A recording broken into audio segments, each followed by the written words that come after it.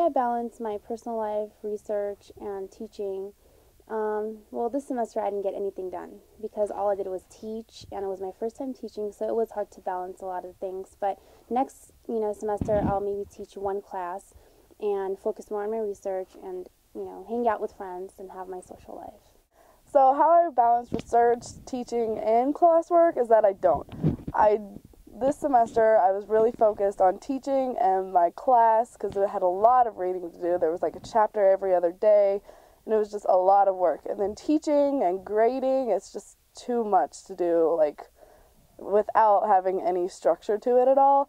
I had a lot of field trips that I had to go on for my research because I do a lot of field work, and so, like, if I have to go on a field trip when the tide's low, I have to go, and there's no getting around it because that's what I'm here for. So, I mean, if you have field work, it's easier to, schedule that in than it is to do anything else because you have to go. Well, this semester was not really balanced at all. I decided that it would be a good idea to teach 4 units of lab, and maybe that wasn't quite the best thing to do the first time. I ended up not getting a lot of research done and not really having much of a life. My course load wasn't heavy, but it wasn't light.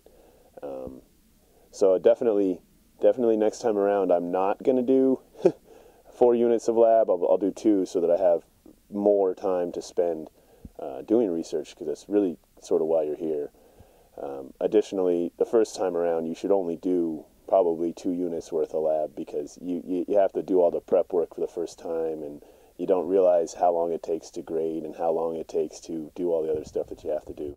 The goal of, my goal of coming into this master's program was to do my research.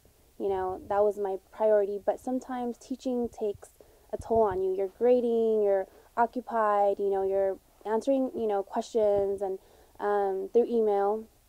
But the way I'll do it this time is maybe, teach one class, because this time I taught 2 classes, teach one class, and then focus more on my research, something that I'm, here to do.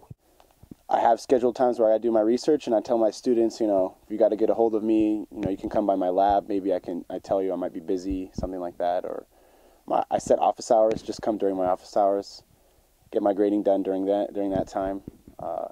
You really just have to set aside time for research and get it done. You can't be like, I'll do research when I'm done with everything else.